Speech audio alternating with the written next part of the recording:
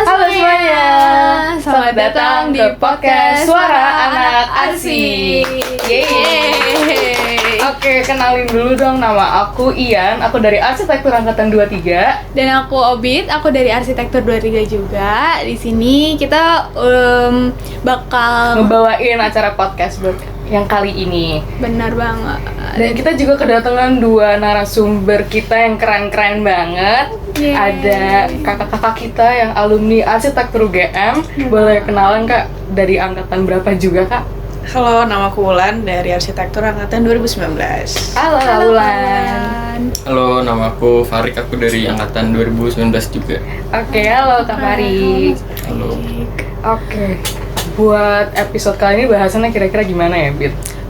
Jadi nih guys, kita hari ini mau ngebahas soal gimana sih next life after graduated dari Arsi UGM. Sebenarnya sih judulnya yang buat episode kali ini tuh agak pedes sedikit karena judulnya adalah lulus dari Arsi nganggur nggak sih? Jadi kalau menurut kakak nih buat saat ini mitos atau fakta? Mitos atau fakta tuh? Sebenarnya mungkin pertanyaan lebih ke abis Arsi ngapain atau enggak bisa hidup nggak dari Arsi? Iya. Itu kayaknya lebih tepat sih. Ini lebih generalnya gitu. Ya, Iya. Gimana tadi? Sorry. Itu berarti mitos atau fakta nih? Kita bisa bertahan nggak ya abis Arsi? Kira-kira gimana nanti? Gimana, Wul? Kalau itu sebenarnya kalau menurutku ya, itu depends dengan apa yang akan kalian cita-citakan setelah keluar dari Arsi sih. Benar.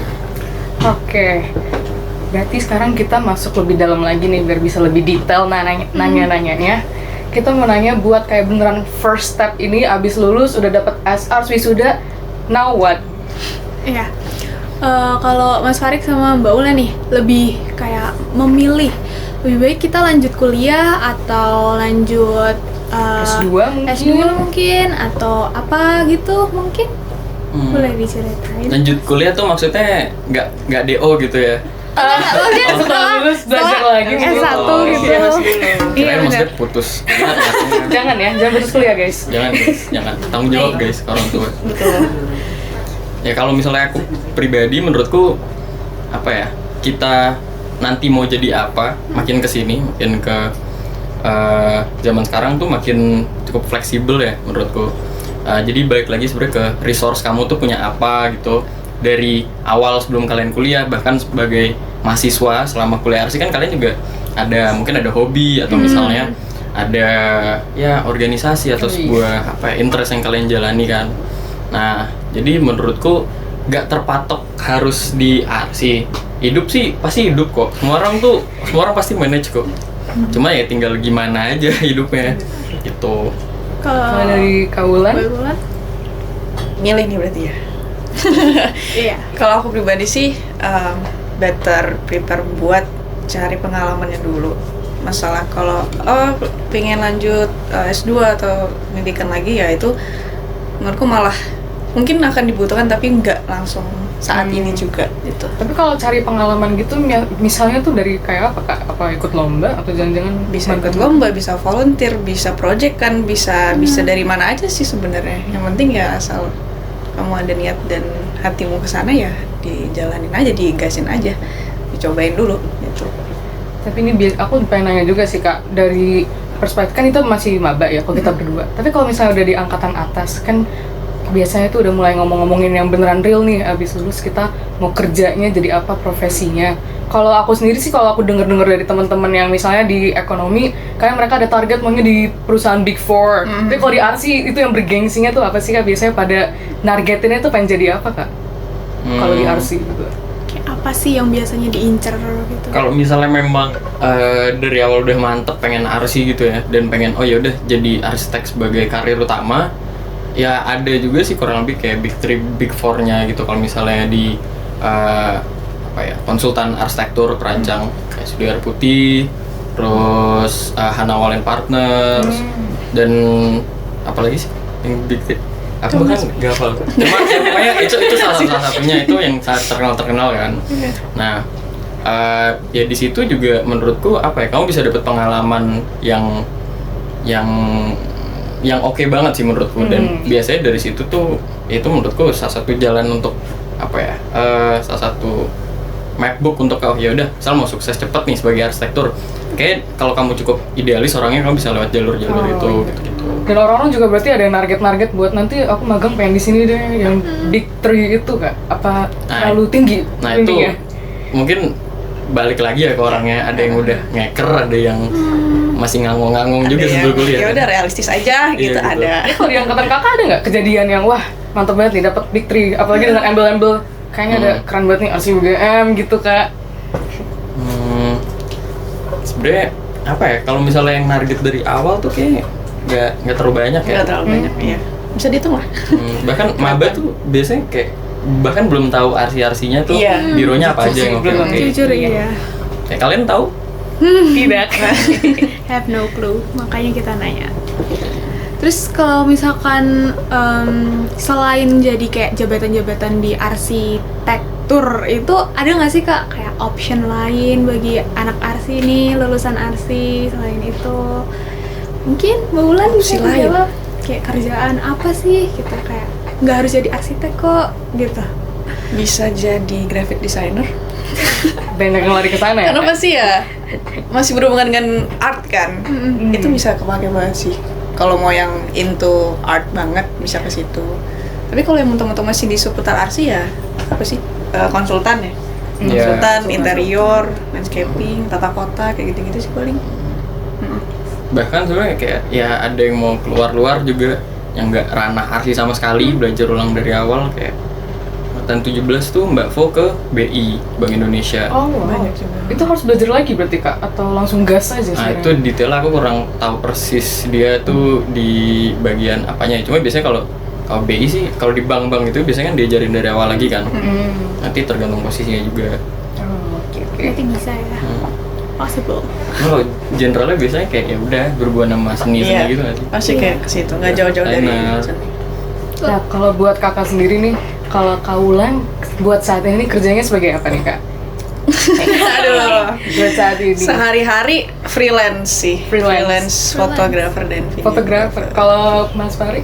Kalau Syarik sendiri? Aku kebetulan kemarin habis lulus ada momentum aku sama teman-temanku terus ya deh kita bikin biro-biroan RC aja gitu. Terus habis itu lanjut jadi ya udah design and build, jadi sekalian construction sama desainnya juga. Cuma ya harapannya tuh jadi bisnis yang di seputar arsitektur. Nah kebetulan aku ngurus yang di bagian non arsitekturnya gitu. Jadi yang berhubungan sama construction gitu-gitunya itu ada ke aku. Jadi makanya tadi kayak masalah yang arsitektur gitu-gitu aku agak bingung ya. Paham nggak paham. Oke, berarti ada dua nih ya teman-teman. Ada Kak Ulan yang ada di bidang fotografi dan kalau Kak Farid ya masih bisa mepet-mepet di arsitektur ya jadinya ya Kak. Seenggaknya kerja di sebelah arsitektur juga ada kan, kayak kerja sama dengan arsitek gitu. Ya kurang lebih gitu. Jadi teman-temanku yang arsi terus nanti aku yang bantuin dari segi teknisnya dan juga ya constructionnya gitu-gitu. Oke, sekarang nih kita mau mulai nanya yang lebih spesifik. Kita mau mulai dari Kak Farid dulu nih karena lebih dekat dengan arsi nih. Jadi kan waktu itu kan tadi kakak bilang ada momentum terus bikin biro bareng teman-teman.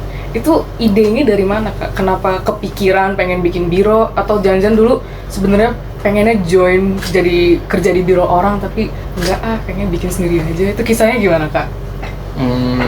Kalau awalnya mungkin karena jadi tuh aku pernah dapat proyekan beberapa kali gitu yang sangat underpaid dan juga agak neo slavery lah ya. Biasanya kayak gitu kan. Pengalaman lah ya. Pengalaman kan. Nah, dibayarnya berapa, ngerjainnya kayak gimana. Nah, itu kan biasa. Terus habis itu temanku tuh juga ada beberapa tuh pada dapat juga project-project gitu dan kayak mereka kita ngerjain. Cuma bisa kita tanya-tanyaan kayak ini biasanya kalau di masalah administrasi atau kontrak gitu-gitu, ini kamu nentuin harganya dari mana? Kamu nentuin nanti sistem kayak yang ngerjainnya ntar berapa lama, terus gimana sistemnya, tahapan-tahapan asistensinya sama ownernya, kan ada sama ownernya nanti kita tiap ada progres kita presentasi gitu-gitu kan.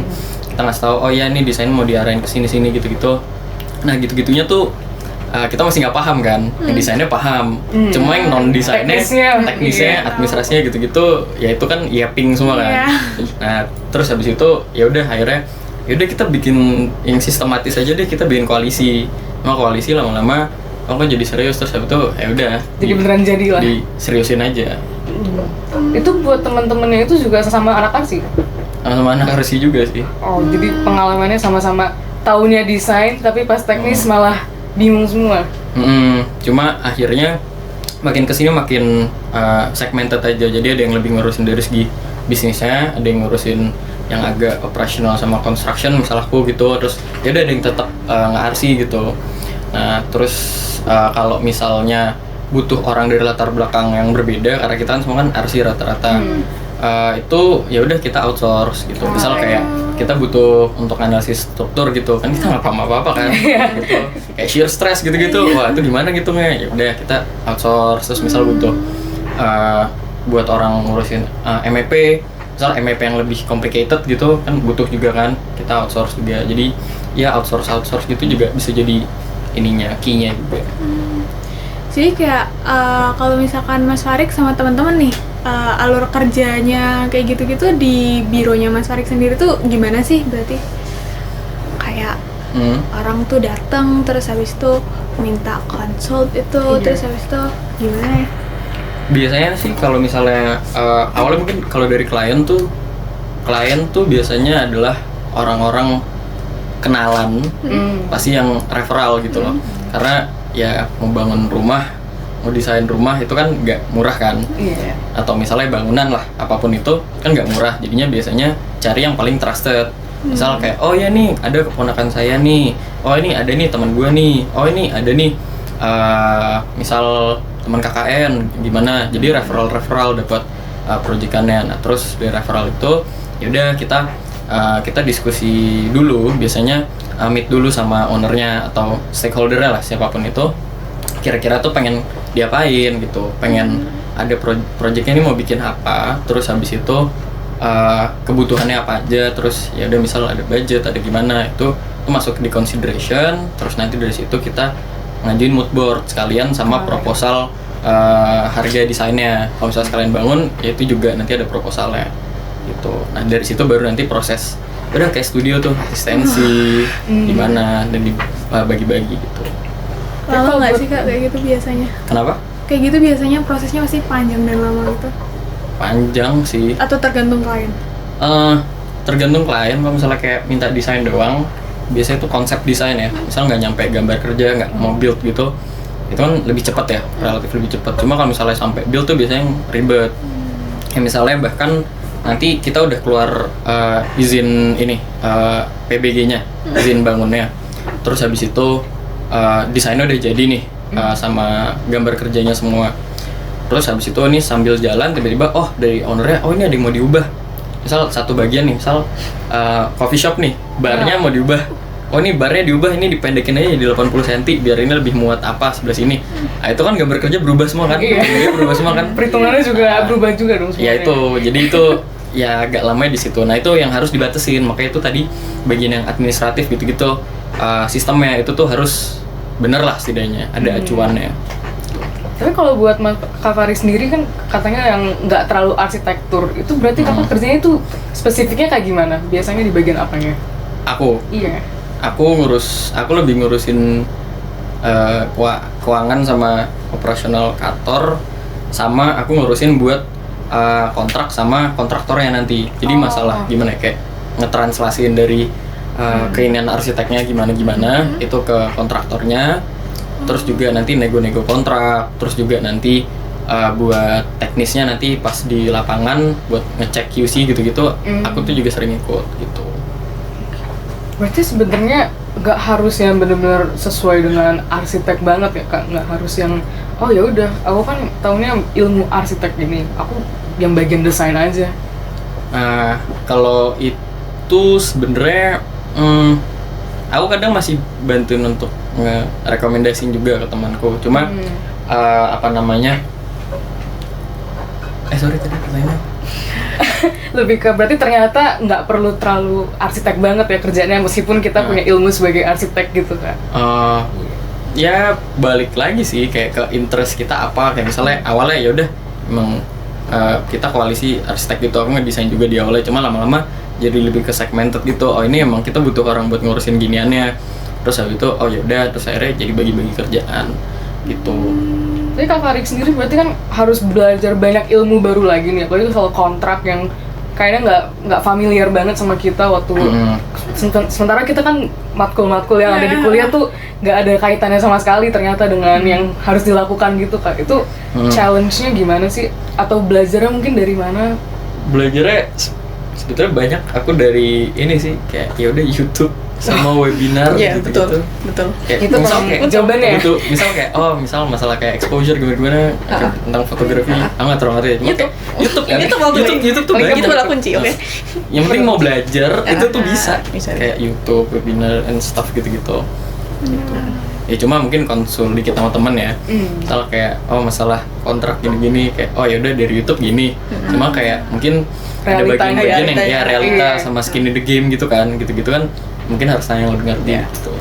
Jadi kayak kalau misalkan dari kita sekarang nih matkul-matkul yang dulu selama kuliah yang benar-benar diterapin buat kerja sekarang tuh ada nggak Mas kira-kira? Iya. Banyak. Contohnya Yang kayak paling berasa, untung aku belajar matkul ini dulu. Atau kalau misalnya matkul pilihan, untung aku milih ini dulu. Ini untuk di posisi aku ya. Iya. Menurutku karena baiknya tuh kalau misalnya ngurusin kayak tadi misal kayak kontrak sama ngurusin kayak nanti ngetranslasin dari arsitektur ke sipilnya. Itu kalau berlatar belakang arsitektur jadinya idealisme desain dan juga keinginan si arsiteknya itu tuh jadi nggak melenceng jauh nantinya di realisasinya. Karena kadang tuh kalau di project misal kita ngedesain A nih, belum tentu nanti pas udah eksekusi pengerjaannya itu tuh bakal 100% kayak gitu. Contoh kasus misal kemarin itu udah selesai, ada mau bangun kafe di Solo. Nah, terus itu bangunannya dibongkar. Cuma kita mau tetap pakai struktur bangunannya. Nah, pas dibongkar, tiba-tiba ini ada satu bagian yang ada miskalkulasi. Tiba-tiba pas dibongkar dindingnya tengah-tengahnya ada baja, ada kolom baja. Nah, ini kan wah, ini gimana nih? Terus ya itu tadi harus ada perubahan lagi gitu-gitu. Nah, terus kalau misalnya nggak paham segi arsitektur kan nanti bakal cut the chase aja kan. Oh ya udah yang penting fungsional gitu. Cuma konsep sama desain yang pengen dituju kan nggak dapet kan. Gitu. Sama kadang tuh kita bisa dapet kayak ya tergantung kreativitasnya. Cuma mungkin kayak kita bisa ngebayangin kalau nih kita pakai material ini nih. Ini cukup nih materialnya. Nggak perlu pakai yang bagus-bagus banget gitu. Kayak pemahaman material tuh yang menurutku juga cukup penting tuh. Gimana ya, di kuliah kurang diajarin kan ya masalah kayak material. Iya sih. Cuma itu cukup penting sih karena nanti kalau ngedesain kita harus kasih tahu ini pakai apa gitu. Dicatat teman-teman. Jadi jangan cuma yang matkul-matkul doang, cari soal material. Kalau materiality datang ya padaan. Iya. Kalau material itu bisa promosi ya. Waduh. Siapa tahu. Cuma insight daripada nggak tahu sama sekali kan. Berarti bener ya Kak kalau statement yang katanya sipil sama arsi itu suka bentrok gara-gara satu mau desain, satu mau yang penting fungsional. Inilah clash-nya di situ. Biasanya clash-nya itu dua bisa tercapai. Clash-nya tuh di faktor satu lagi, duitnya. Iya. Kayak duitnya segini nih, cuma gimana biar dua-duanya tercapai kan, kayak gimana biar dua-duanya nggak saling kompromi gitu kan. Nah itunya yang ribet biasanya, duit atau waktu lah, biasa itulah komprominya gitu. Oke. Nah kalau sekarang kita tadi udah nanya-nanyanya lebih ke Mas Farik, sekarang aku mau nanya buat Kak Ulan yang ada di bidang fotografi nih Kak. Tapi sebelumnya kan Kak Ulan ini keluar dari bidang arsi ya, jadi apa ya, nggak sesuai sama jurusannya sebenarnya. Itu awal mulanya gimana sih Kak? Kenapa bisa sampai nentuin udah aku nggak usah kerja di dunia arsitektur? Yang membuatku menentukan itu ya, kayaknya pengaruh COVID juga sih. Oh iya. Ini beneran, 19 ya Kak? Iya beneran. Kayak mulai semester 4 kan itu harusnya dimana apa ya, masa-masa intens kita untuk bisa eksperimen lebih nggak sih harusnya di waktu-waktu itu.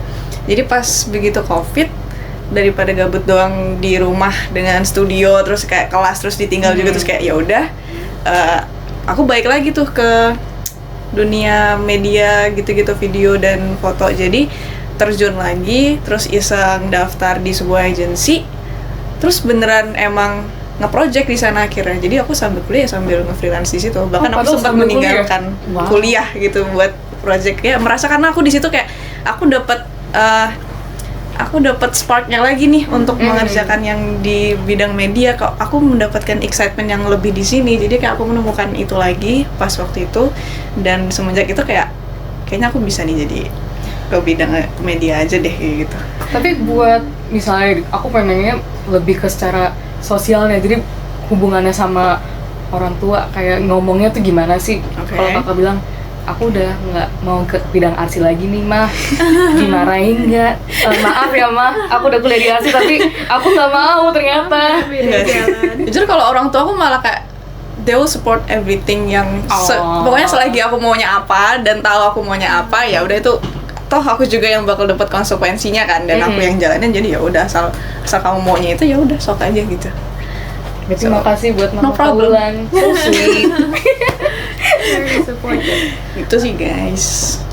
Terus lagi mungkin mau nanya apa ya Ian? Mau nanya ini deh. Kalau Kaulan kan arsi nih, terus habis itu tiba-tiba fotografer gitu. Betul. Nah, kira-kira tuh kayak susah nggak sih buat Kayak nyari, mungkin persaingannya tuh sama yang emang udah fotografi dari awal nih. Oh, yang oke. udah base-nya gitu. Little fun fact aja, aku udah pegang kamera itu sejak sekolah SMP. Oh, Itu wow. aku udah kenal. Dan pas sudah mulai kuliah ya obviously fokusnya ke arsi, terus juga prioritasnya kan pasti lebih tinggi ke sana juga kan. Terus begitu ya ikut event segala macam, dikenalin lagi sama kamera ya. Ada magnet nih kayak aduh kayaknya aku bakal ketarik ke dunia ini lagi. Justru ini rumahnya nih. Nah iya, jadi kayak balik lagi ke oke, kayaknya Ren aku emang harusnya balik ke sana. Jadi ya itu sih kayaknya yang membuat jadi terikat lagi ya kalau masalah dari switch-nya itu. Tapi berarti ada perasaan ini dong kayak, oh aku ternyata enakan di fotografi. Motivasi buat ngelesain arsi ini gimana kak? Karena kan kakak tetap lulus kan pada akhirnya. Iya. Itu motivasinya gimana nih buat tetap dengan capek? Yang suka arsi aja kan capek studio, Benar. capek tugas. Itu motivasi cepet di lulus sini. tau. Berarti pengen, saking pengennya fotografi. Bukan saking pengen sih, kayak udah cukup sekian terima kasih gitu kayak. Jadi kayak udah aku pengen buru selesai aja biar aku emang benar-benar bisa mulai ya, karena kesannya aku udah oke lah. Berapa lama sih kuliah kemarin? Ya hampir 4 tahun, hampir 4 tahun menyelesaikan Aku di 4,5 dunia. sih. Oke. Di dunia perarsian itu, dan aku ingin comeback ke dunia lamaku. Bisa dibilang kayak gitu kan. Ya kan aku berarti kan harus nge-recall lagi kayak banyak ilmu juga, apalagi udah zaman sekarang tuh udah banyak inilah, udah banyak upgrade dan banyak model-model baru kayak seni art, fotografi yang lebih gimana atau sinematografi yang kayak gimana, itu kan juga harus digali dulu ya, apalagi dengan pengalaman dan skillku yang udah terpotong dengan masa kuliahku Iya. itu. Jadi kayak ya udah harus nge-recall itu lagi, makanya pengen udah buruin kelar aja deh. Tapi pada dasarnya ketika menyelesaikan si arsi ini aku nggak merasa beban. Jadi kayak oh ya udah, Tetap selagi enjoy aku aja masih ya. bisa selagi aku masih bisa ngerjain dan aku paham ya udah, Keren. I'll do it my best. Terus toh juga selesai kan, ya udah. Jadi there's no big Take it problem easy for aja that. pokoknya semuanya. Betul. Kak.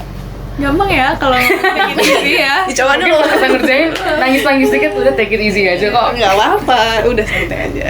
Kamu makin kaya kayak nggak makin nangis-nangis. Enggak, Bener. Cuma tinggal malas apa enggak aja. Iya, itu dia. Tapi kalau yang katanya arsi mah berat banget, jurusan paling berat, sampai nggak tidur, nggak apa. Iya. Ya nanti kalian juga ngerasain. Kayaknya kita udah mulai ngerasain gak sih Yan? Mungkin kita karena lebih ke nunda-nunda nggak sih? Ya. Lebih ke udah deadline 7 minggu, tau-taunya seminggu, tau-taunya besok. Ya udah. Seminggu aku ngerjain, udah nangis. Hamin 1 nangis-nangis. Gitu sih.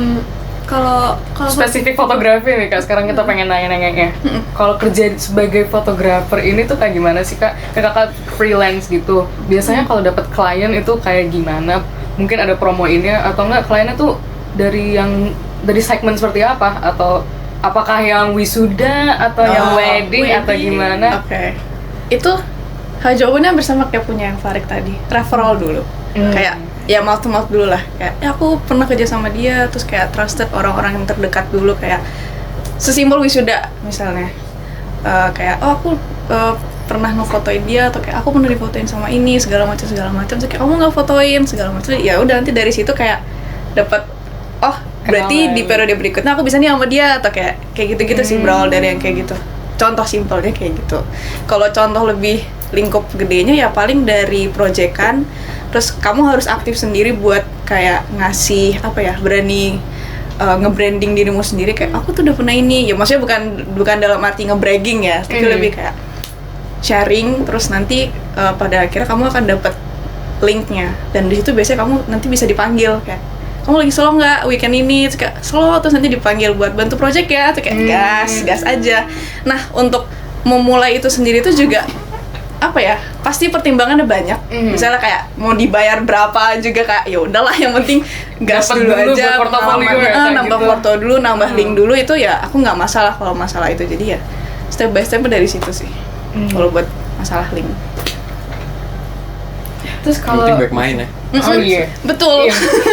Sama banyak kenalan juga ya kan? Banyak kenalan, harus berani itu, kayak misalnya ada fotografer siapa gitu, bawa kamera aja tuh udah samperin aja. Berarti emang kayak nawarin gitu. diri ke strangers gitu juga harus berani ya Kak? Kalau strangers yang bener-bener random jangan. Ya segmented lah ya. Segmented. Ini orang-orangnya.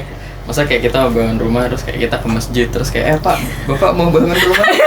Gitu. Orang mau sholat kan di situ. Nggak bisa dong. Enggak mau sholat kok, enggak. Beda. Tergantung. Tapi kalau misalnya dari Mas Farid juga kan nyari klien juga ya Mas, selain dari yang kenalan gitu, ada nggak yang kayak ngedatengin sendiri atau gimana gitu promonya? Sebenarnya kalau yang kerja lebih nyari-nyari klien itu lebih ke temanku. Cuma ya kita sama-sama, yaudah kita main sana sini. Jadi kayak yaudah main di komunitas ini, main komunitas itu. Kalau misalnya ada ini lingkaran pertemanan baru, kayak dan kelihatannya orang-orangnya ini oke nih, tapi bukan maksudnya pretentious atau kayak nih gue temenan mereka biar ada maunya.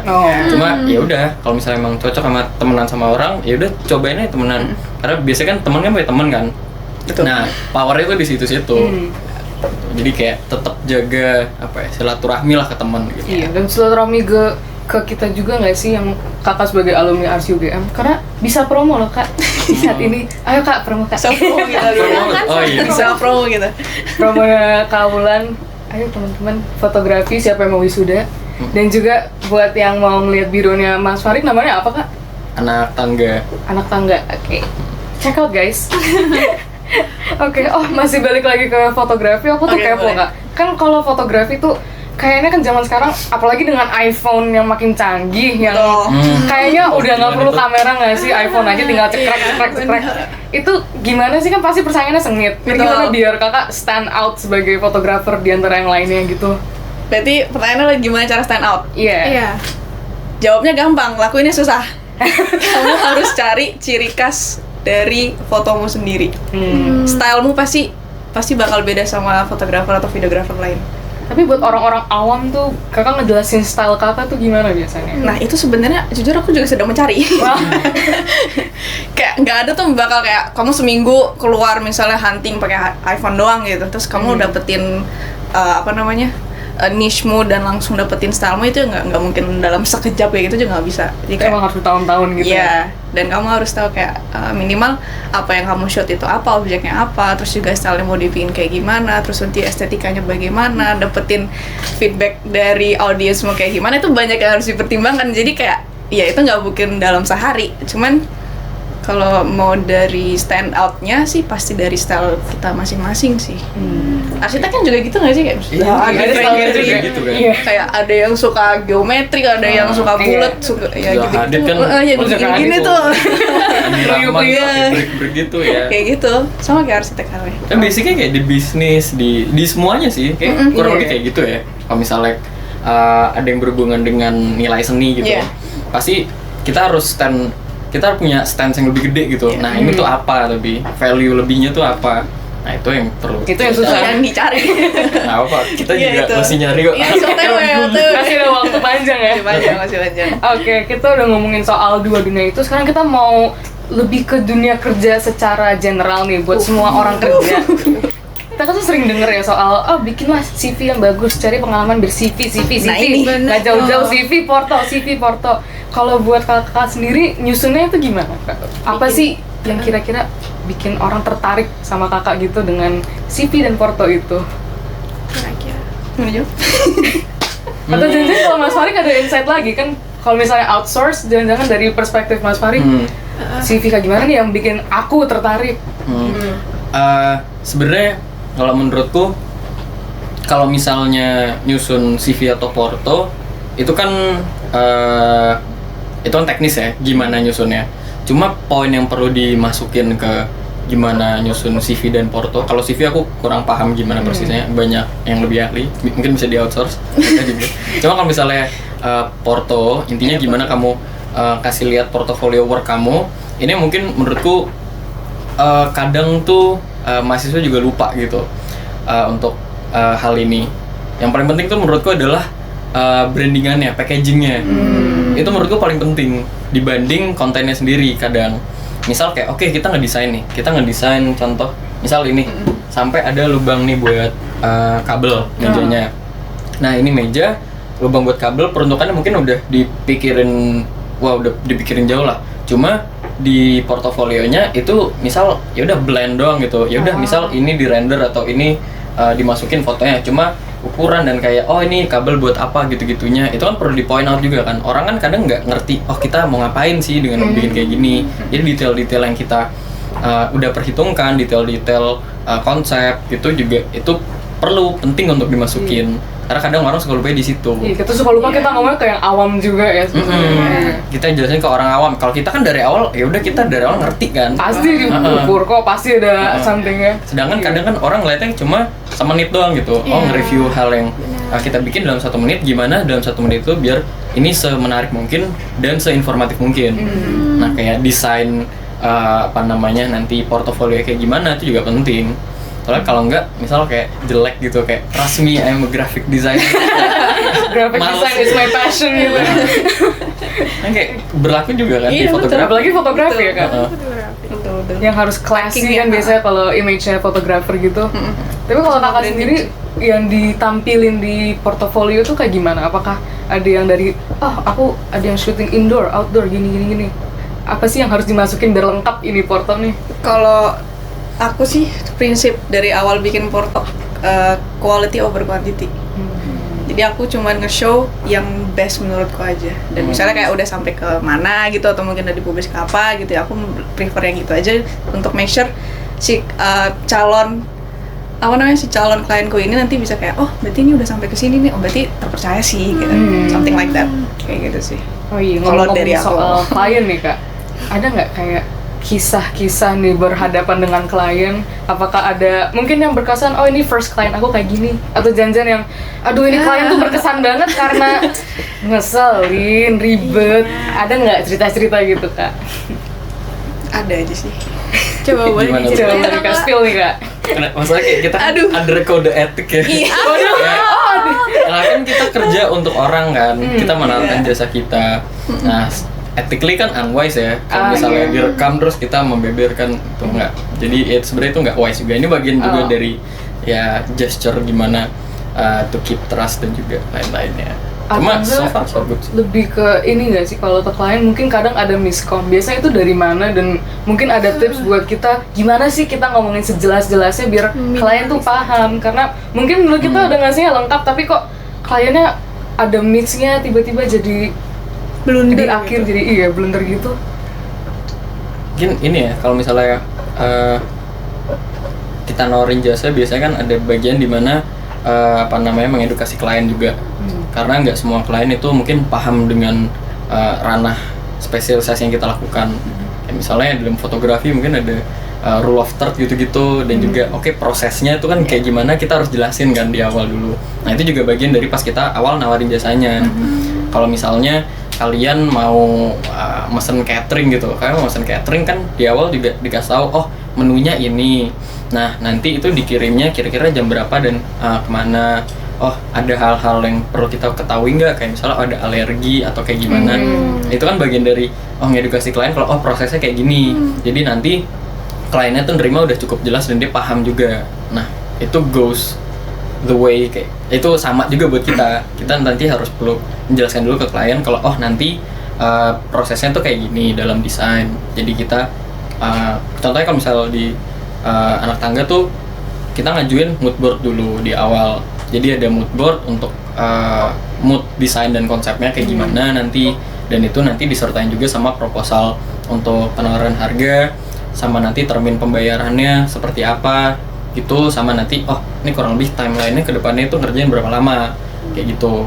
Dan nanti itu ada bagian-bagian dimana misal nanti di minggu sekian kita ada meet lagi, di minggu sekian ada meet lagi, tapi nanti kan bisa dikomunikasikan lagi ke klien. Nah itu yang penting juga kasih tahu. Kalau buat Kaulan kayak gimana biasanya Kak?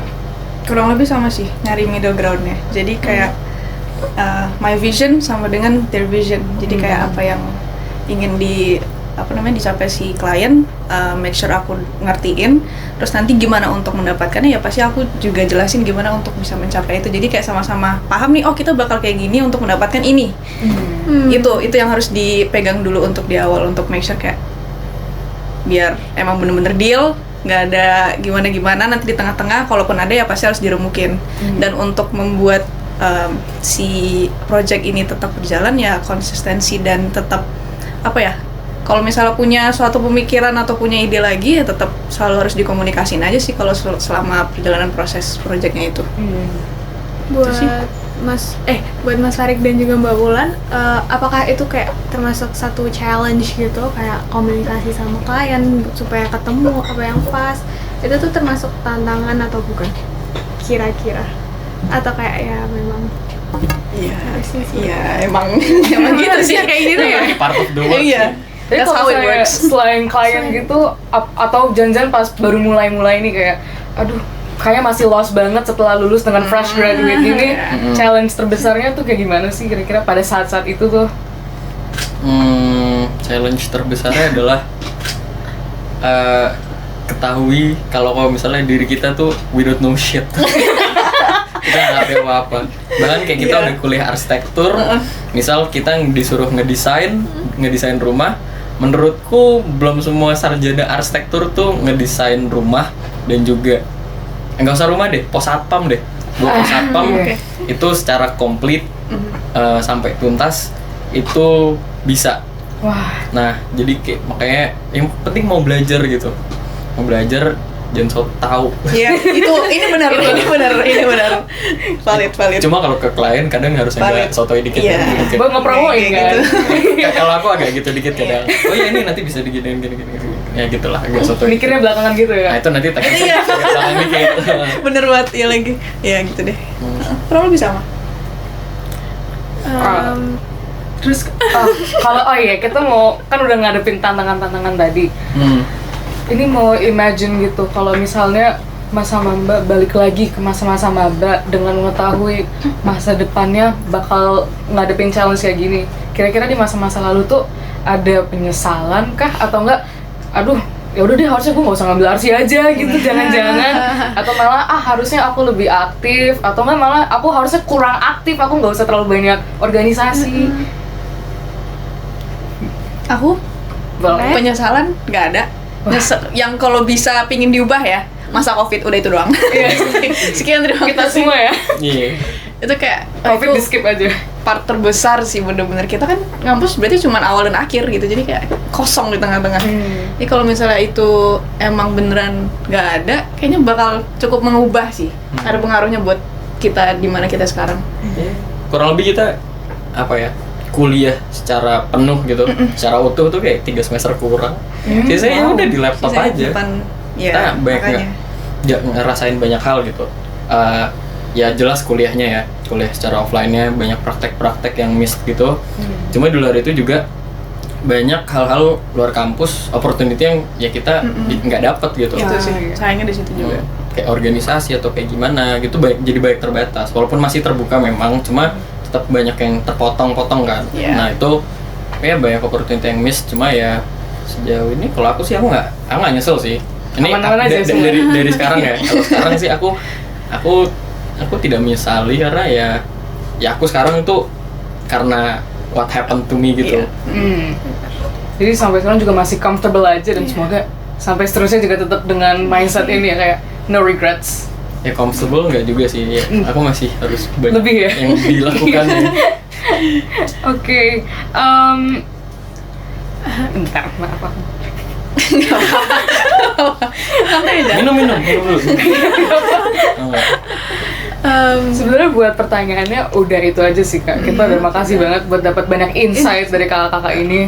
Jadi sebenarnya dunia arsi tuh nggak terbatas kayak ya udah kamu arsi, kamu jadi arsitek aja. Benar banget. Ternyata masih bisa di dunia fotografi atau meskipun tetap di arsitektur nggak harus yang jadi arsiteknya banget, masih bisa belajar hal baru kok. Setelah lulus arsi hidup kita masih panjang kok. Betul. Asalkan mau ya dari Asalkan diri mau. sendiri. Mungkin dari kakak-kakak ada kata-kata mutiara atau motivasi buat bisa buat maba yang masih bingung-bingung, atau jangan-jangan buat yang kakak-kakak semester atas yang udah mau lulus nih, gimana nih? apa Ada ya? nggak? Apa ya? Paling kalau misalnya aku ini sih, mumpung kamu masih muda, maksudnya ini masa-masa kuliah dan setelah kuliah itu kita tuh masih umur-umur prima kita gitu, secara fisik, mental itu kita masih prima gitu, kita masih punya banyak waktu.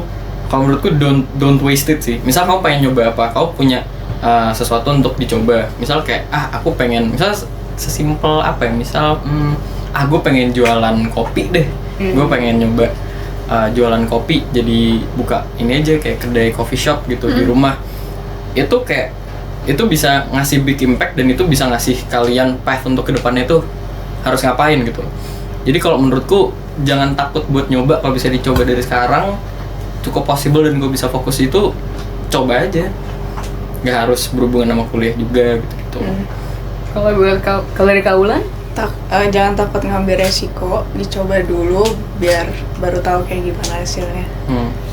Oke. Ya karena in the end juga you will succeed on whatever you choose to do, dan nanti pasti bakal ada jalan buat kamu ke depannya bakal kayak gimana. Itu sih. Satu terakhir lagi Kak. Satu kata buat podcast Suara Anak Arsi. Oke.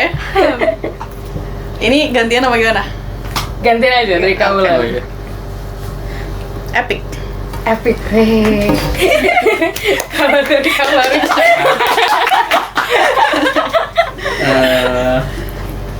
Sukses terus deh.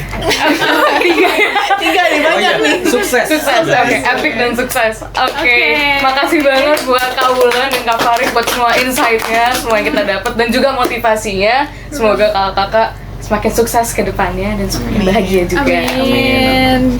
Thank you juga buat teman-teman yang udah nungguin dan dengerin dari tadi. Oke, see you di podcast Suara Anak Arsi. Bye-bye.